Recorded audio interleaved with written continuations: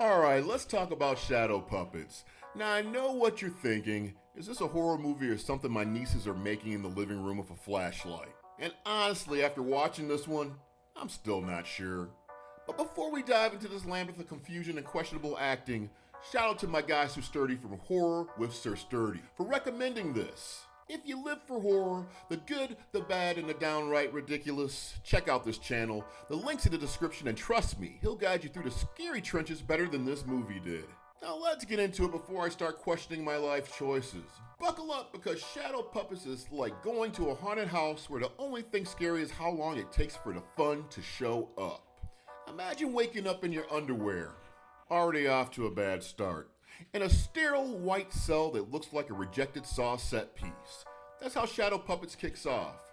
Our main duo, a man and a woman, have no memory of who they are or how they got there. And they're not alone. 6 other bewildered souls are in the same boat, stuck in an abandoned prison or mental institution. It's horror, so we don't ask questions about real estate. Things start going south real quick when we hear some disturbingly creepy noises. You know, the kind of sounds that make you think, yep, death is imminent. Soon a shadowy entity pops up, and not the kind you run from, more like the kind that makes you sigh and say, of course, it's a damn shadow monster.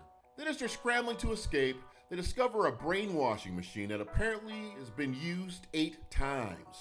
Spoiler alert, there are 8 of them, meaning one unlucky fool, or lucky depending on how you view this movie, is probably lying.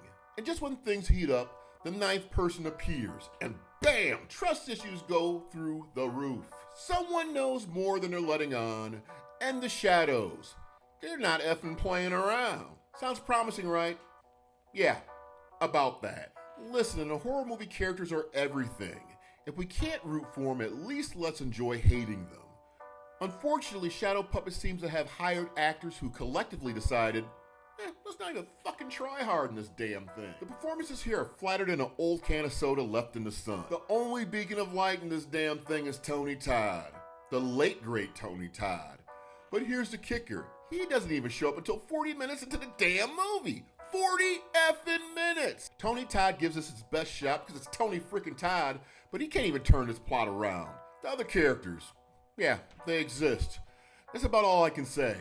There's 0 depth, there's 0 development, and there's absolutely 0 reason to care if the shadow swallows them whole. At one point, I was rooting for the damn shadow. At least he knew what the hell he was trying to do. Now let's keep it real. The premise of Shadow Puppets is actually kind of interesting. Waking up in a mysterious place with no memory, shadow monsters picking people off one by one. That could have been a solid setup for some chilling psychological horror. But the execution, woo, it's rough. Like I'm only watching this because I ran out of better things to do. And Sir Sturdy suggested this to me, so, here we are. I won't lie to you here. If you're doing a Tony Todd marathon, Shadow Puppets might be worth watching, just to see him flex those horror chops, even though the script does not deserve him. Otherwise, this is just kind of the movie you throw on when your guests have kind of overstayed their welcome. You're just trying to put something on just to piss them off to make them leave your premise. So on the Troy Hill Talks rating scale, I'm giving Shadow Puppets a 3 out of 10.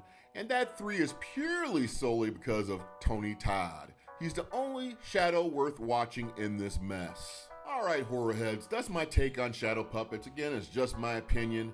Did I miss something? Maybe you actually enjoyed this one, or maybe you have a horror gem or dud that I absolutely need to check out. Drop your thoughts in the comments below, and don't forget to hit that like button if you love horror, subscribe to the Troy Hill Talks crew, and click that notification bell so you don't miss out on more reviews with wit and charm. And remember, even when horror movies let you down, there's always something to love in the weird and the wild.